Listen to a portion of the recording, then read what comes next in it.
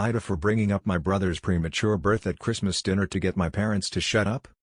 I'm a nurse practitioner and the primary care provider for many low-risk maternity cases at the practice where I work. I collaborate closely with doctors and midwives to ensure healthy maternity, birth, and postpartum experiences. My fiancée is completing her residency. We've been living together for a few years now and aren't in a hurry to get married.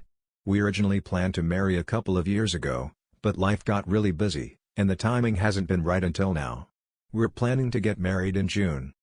This situation is driving my very religious parents crazy because they're upset that their youngest son is living in sin. Honestly, I don't care. I'm an adult, and I live my life the way I choose. For Christmas this year, my parents hosted the whole family, which meant 17 people, my parents, my 3 siblings, their spouses, myself and my fiancée, and 7 grandchildren. At dinner, my mom started talking about how relieved she was that we're finally getting married so she won't be embarrassed at church anymore.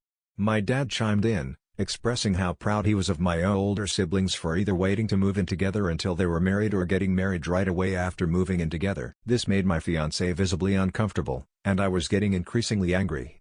We've had this argument with my parents countless times, and a family dinner was the last straw. I've asked them repeatedly to accept that they can't control how I live my life. I even refuse to stay at their house when I visit, opting for a hotel instead because it's easier. So, in response, I started talking about a premature baby I'd recently read about. This baby was born almost 3 months early, weighing just 1.6 pounds, but was remarkably strong and healthy for its size. The NICU team was optimistic about the baby's future. As I share this story, my mom and dad got deer in the headlights looks. Too bad. They shouldn't have messed with my fiancé's feelings. Then, I casually brought up my oldest brother and asked about his birth.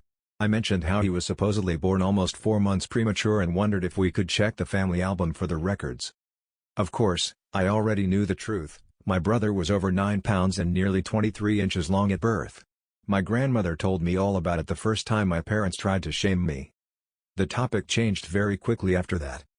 After dinner, my parents pulled me aside to say I shouldn't bring up private matters to embarrass them.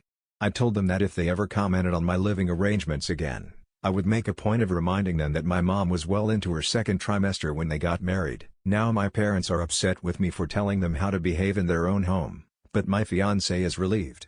It seems like the subject is finally off the table for good.